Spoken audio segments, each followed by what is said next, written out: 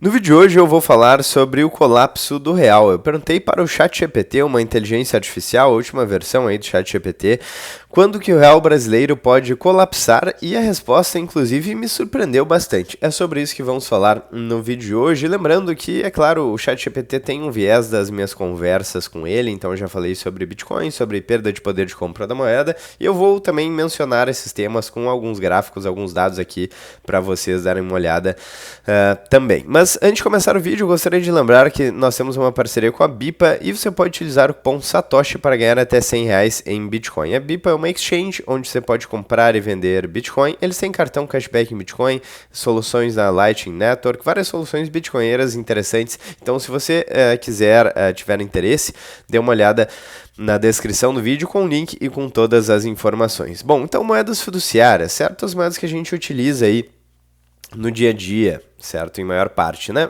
Reais, dólares, euros, pesos e por aí vai. O que são essas moedas fiduciárias? São basicamente as moedas emitidas aí por governos, moedas estatais aí, certo? Então, por exemplo, aqui no caso dos Estados Unidos, o dólar já perdeu mais de 97% do seu poder de compra desde 1913, certo? E o real aqui, então, né, aqui 1913, a criação do Federal Reserve, Banco Central dos Estados Unidos. E o real já perdeu mais de 85% do seu poder de compra desde 1994, que foi o ano onde foi feito o Plano Real. E o Brasil tem uma história aí de várias moedas. Algumas moedas duraram pouquíssimo tempo, outras duraram um pouco mais, até o real está durando bastante comparado com outras moedas que já tivemos. Mas o fato é que políticos e burocratas têm incentivos para expandir a base monetária, permitir a expansão da base monetária e assim desvalorizar o poder de compra da moeda ao longo do tempo, que é exatamente o que vocês estão vendo aqui nesse gráfico. Então a perda de poder de compra das moedas fiduciárias é algo quase que inerente à moeda fiduciária, justamente por uma questão de teoria dos jogos. Políticos e burocratas têm um interesse de destruir o poder de compra da moeda para se beneficiar no processo via efeito Cantillon. Porque quando é aumentada a base monetária, certo? Quando existe aí impressão de dinheiro, entre aspas, os primeiros recebedores desse novo dinheiro acabam se beneficiando do processo e a gente acaba pagando a conta via inflação, e a definição clássica de inflação é a expansão da base monetária, certo? Um exemplo muito curioso aconteceu, por exemplo, em 2008, com a crise do subprime. Então, quem é que foi salvo na crise subprime? Os bancos dos Estados Unidos, certo? Os bancos esses que têm aí uma relação íntima com o Banco Central, que inclusive foi fundado por bancos privados e por banqueiros, né? E com o governo americano. Então existe esse conluio aí entre Banco Central, entre governo e entre bancos. E no final das contas a gente acaba pagando a conta aí via perda de poder de compra da moeda. Mas esse problema não acontece só nos Estados Unidos. Eu estou dando o exemplo porque os Estados Unidos é a maior economia do mundo, a principal economia do mundo, né?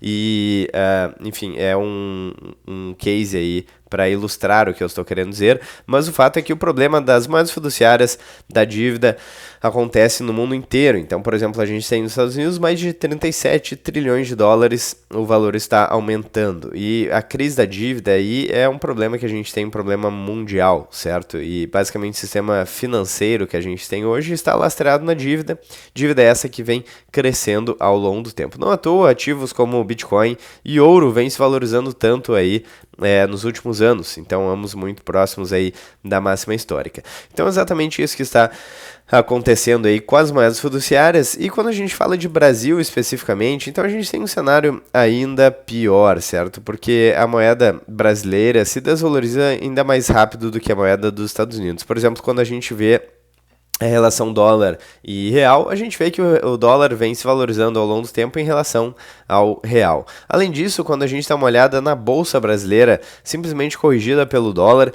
a gente vê o quão ruim é a situação do Brasil aqui, né? Então, por exemplo, se a gente pegar o Ibovespa, que é o principal índice aí da bolsa brasileira, né, corrigido pelo dólar aqui e colocar no máximo aqui do gráfico, então você pode ver, aqui está carregando, né? Só um pouquinho.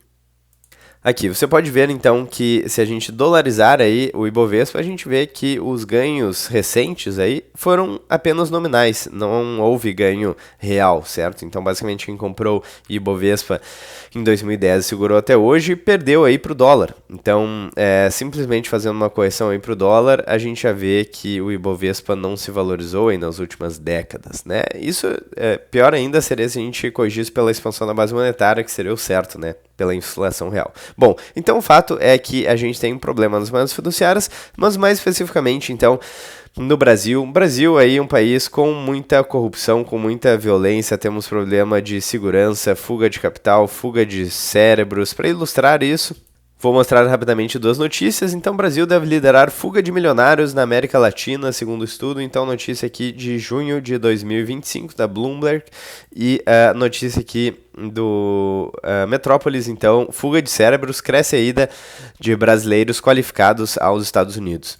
Falta de reconhecimento e instabilidade no Brasil alimentam evasão de talentos estratégicos que migram para os Estados Unidos em busca de oportunidade. Então, o Brasil, inclusive se distanciando aí de países desenvolvidos e mais livres como os Estados Unidos, vem perdendo talentos, vem perdendo aí investidores e cérebros para outros países mais livres, certo? Então é isso que infelizmente está acontecendo no Brasil. Temos uma situação política bastante instável e preocupante, uma situação econômica também bastante instável e preocupante, problemas de segurança pública e por aí vai, né? Vários problemas aqui no Brasil, não é necessário listar todos. Bom, então dito isso, eu perguntei aqui para o ChatGPT quanto que o real pode colapsar. E aqui, fundamentos atuais, então o real já perdeu mais de 94% do seu poder de compra frente ao dólar desde 1994, plano real. A inflação oficial mascara a inflação real, que é a expansão da base monetária M2, e essa cresce de forma consistente no Brasil. A dívida pública bruta ultrapassa 75% do PIB e o déficit fiscal é recorrente. Então aqui a gente tem basicamente 3 cenários feitos pelo ChatGPT, lembrando que nada disso é uma dica de investimento se a gente não tem uma bola de cristal, mas vamos dar uma olhada porque olha só esse cenário de crise aguda aqui de 2 a 5 anos, eu achei bem brutal, mesmo não sendo tão otimista em relação ao futuro de curto prazo aqui no Brasil, né? Bom, então vamos dar uma olhada primeiro no cenário otimista aqui, entre aspas, né? Então o Brasil consegue manter reformas mínimas, controla o déficit e não perde completamente a confiança dos credores. Não é o caminho para onde estamos indo, né? Estamos indo para um caminho mais Venezuela, talvez. Bom, o real não colapsa, entre aspas, mas segue se desvalorizando ano após ano em relação ao dólar e ativos duros como ouro e Bitcoin.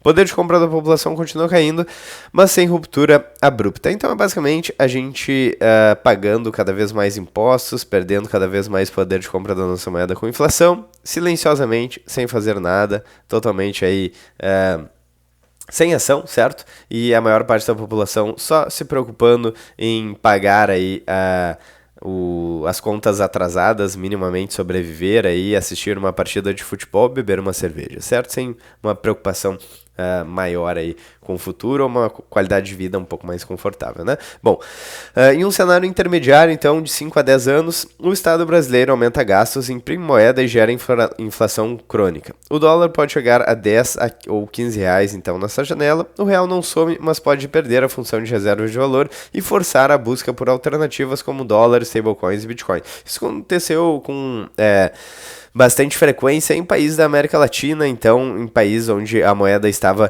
colapsando como Venezuela ou até recentemente, antes do Milei, Argentina, né, antes do Milei resolver aí ou conter o problema da inflação, isso aconteceu também na Argentina com uma inflação galopante. E o cenário aqui, então, finalmente, crise aguda, esse cenário eu achei bastante brutal, de 2 a 5 anos, não acho que o real possa colapsar tão rápido, mas enfim, né, não sabemos. Então aqui o governo perde a capacidade de rolar a dívida, existe uma forte desvalorização cambial e aceleração da inflação, né?